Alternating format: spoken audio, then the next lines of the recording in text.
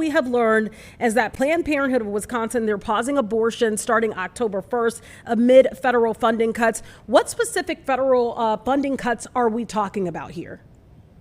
So we're talking about what Republicans called that big, beautiful bill. You remember that went through July 4th. And what that does is it actually has a defunding of Planned Parenthood element tucked within the 331 pages. One of the things it does is it does not use the name Planned Parenthood, but it does have what is called a defunding. What it would do is it would strip away Medicaid funding from entities that meet 4 different requirements, and Planned Parenthood meets those 4 requirements, one of which is that they're a nonprofit.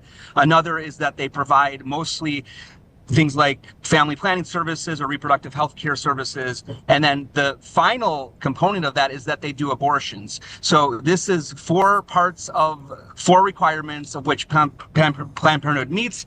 And so they'd be at risk of losing their Medicaid funding. So here in Wisconsin, it's, I believe, the first Planned Parenthood affiliate across the whole country that is saying because of that law, what Republicans call the big, beautiful bill, because of that law, they're going to stop doing abortion so that therefore they don't meet the requirements of what is in that bill, which would defund Medicaid from entities that meet those requirements. You know, we did a story here, I want to say maybe sometime last year, about more patients coming from some of our collar states to then get abortion services in places like Illinois. Have you heard anything on the political front about what that will look like moving forward? Yeah, so Planned Parenthood of Illinois is speaking out and saying they're going to continue to welcome people from Wisconsin into Illinois once abortions stop at the Planned Parenthood clinics in Wisconsin. They have 3 clinics in Wisconsin that do abortions. That's Madison, Milwaukee, and then Sheboygan. So those 3 clinics will stop doing abortions starting October 1st. Why October 1st? Well, because of that bill, it tucked in there, it says that this defunding will start. And pretty much it starts on October 1st. So that's why these abortions are going to stop. That they say they're going to try to get as many patients in as they possibly can. There are still other abortion clinics in Wisconsin that won't be at risk of losing Medicaid funding. And so they're going to continue providing those services in Wisconsin, including in Milwaukee. There are 2 other clinics in Milwaukee that will continue doing abortions. But again, Planned Parenthood of Illinois is saying they're going to be opening up their door, as they had in the past, because here in battleground Wisconsin, there was a time where abortions were stopped. All of the abortion providers in Wisconsin stopped doing them after the Dobbs decision from the U.S. Supreme Court. We have an old law from 1849 here in Wisconsin, and that law bans all abortions except to save the life of the mother. But what happened was there was a legal fight over that, and finally the courts ruled that that old law no longer is on the books. It's superseded, they said, by newer laws, which here in Wisconsin ban abortion after 20 weeks of pregnancy. That was going to be my next question to you, that this is not the first time that a situation like this has come up. But I do want to talk about this part of it. What role does Badger Care and the Family Planning Only Services program still play moving forward in supporting reproductive health services?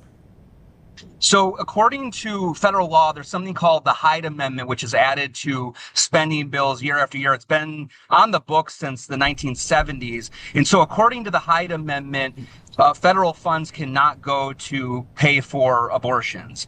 That's a longstanding element of spending laws, always added on as a rider to funding bills. And so nothing's going to change on that front.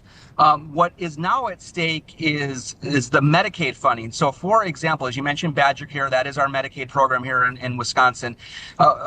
With that program, people are able to receive benefits to go to Planned Parenthood to get other services, not abortion. Of course, that's not covered because of the Hyde Amendment, but they could go to Planned Parenthood for things like cancer screenings as well as STD testing. And that makes up a big part of their business here in Wisconsin. I believe I was looking at their annual report from 2023, and about 54% of Planned Parenthood of Wisconsin's revenue comes from Medicaid patients. Again, coming in for their breast cancer screens, coming in for their pap smears, coming in for STD testing, and all of those other services that the federal government and Medicaid and Badger Care can cover.